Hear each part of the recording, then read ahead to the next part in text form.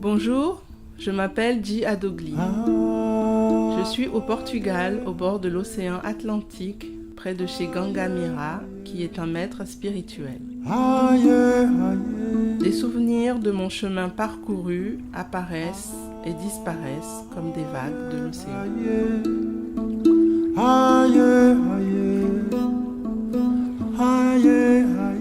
Je suis d'origine togolaise.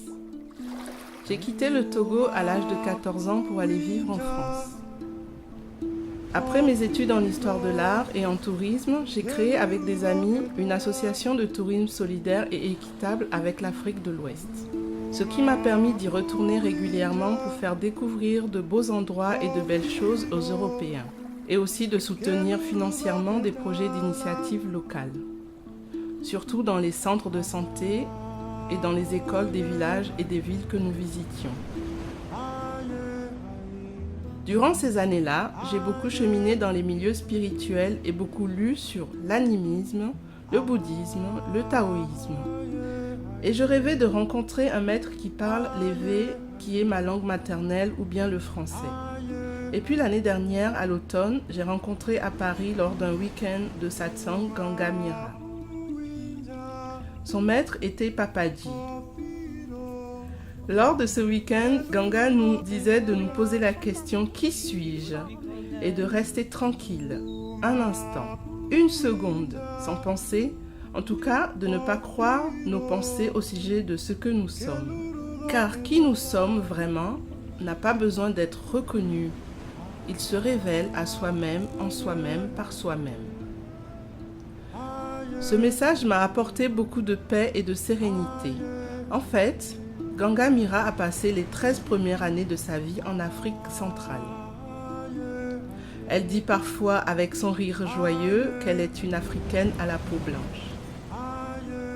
Elle me fait d'ailleurs penser au sage du village en Afrique avec lequel on discute à l'ombre sous l'arbre à palabres. J'ai eu le privilège et l'honneur de passer un moment avec elle pour lui poser quelques questions. Je vous partage donc ici un peu de ce moment délicieux avec Gangamira.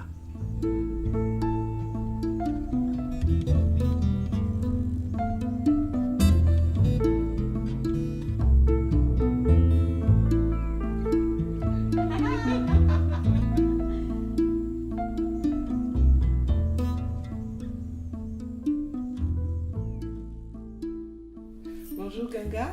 Bonjour Dji. Alors ma première question est qui es-tu Ganga Mira? Oh, je suis cela qui est indescriptible, qui est propre à chaque être vivant. Ce que tu es vraiment, je le suis aussi et c'est le même. En tant qu'ami, je te répondrai, comme on fait dans le monde entier, je suis une mère, je suis une grand-mère. Mais justement, parce qu'on s'est limité à cela, on a cherché la grande libération des étiquettes pour trouver enfin qu'on a toujours été ce que l'on est. Et c'est ça que je suis, comme toi aussi. Un maître spirituel, c'est celui qui ne se prend pas pour un maître. Même si dans les apparences, il semble indiquer ce qu'est la vraie nature de chacun quand il y a demande. Donc le chercheur, celui qui veut apprendre, qui fait confiance dans un guide, il l'appelle sans doute son maître. Mais le maître ne prend pas le disciple pour un disciple, ni soi-même pour un maître. C'est ça la beauté. Et c'est quoi un satsang? Un satsang, en sanskrit, ça veut dire être dans la compagnie du soi, de ce qui est réel, de sa nature propre. Et donner des satsangs, c'est indiquer encore et encore que l'on est déjà cela. Voilà.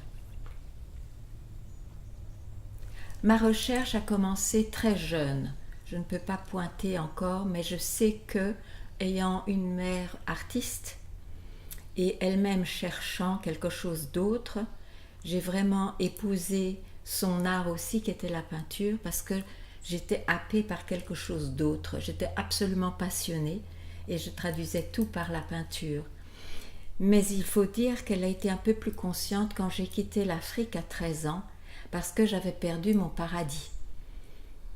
Et alors j'ai conscientisé mieux qu'est-ce que ça pouvait être ce paradis perdu.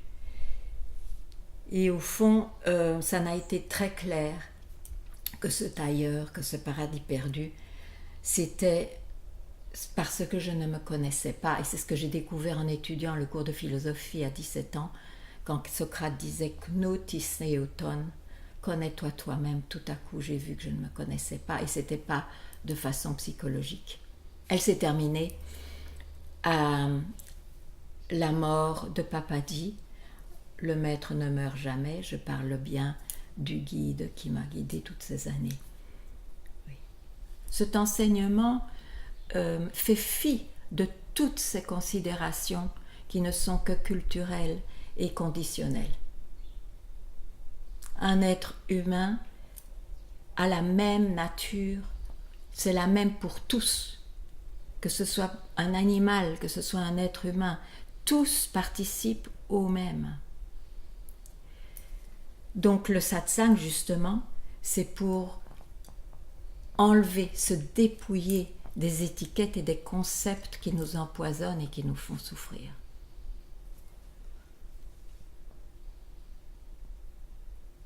Et en fait, quel genre de personnes viennent à ton satsang?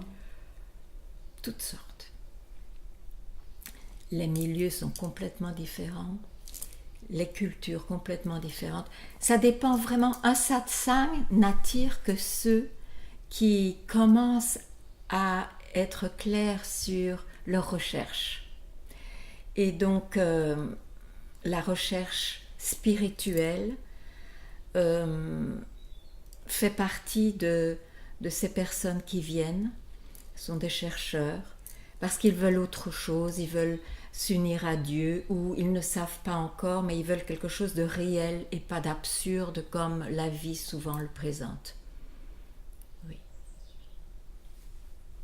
Mon enfance en Afrique me laisse une impression solaire. Une impression solaire dehors, mais dedans. Une joie profonde, le rire des Africains, qu'ils soient dans la misère ou pas.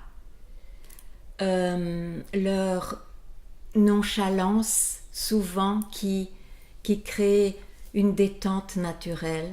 Les couleurs, une expressivité extraordinaire qui est artistique chaque fois.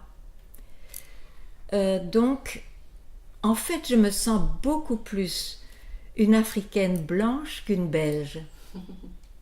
Parce qu'en Belgique, j'ai une partie de moi belge qui est cette culture artistique, par exemple. Mais tout le reste, tous mes sentiments viennent du rire. L'Afrique m'a beaucoup donné. Aimerais-tu y retourner pour donner des satsangs? Absolument, absolument. Je crois que je dois bien ça à l'Afrique. Avec grand, grand plaisir. Merci beaucoup. Je suis tellement pleine de joie et de gratitude que tu m'aies accordé ce moment de partage. Je t'en prie, moi aussi, moi aussi.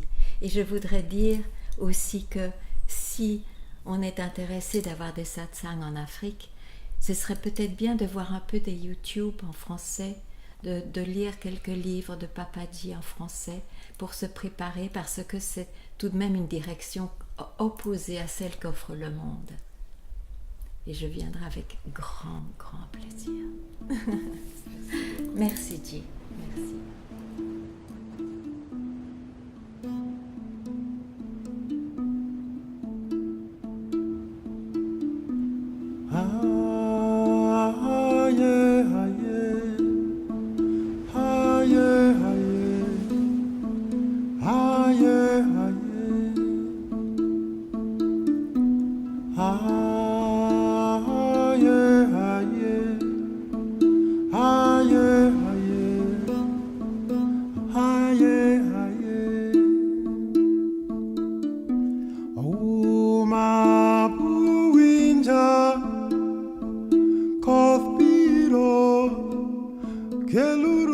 Ketala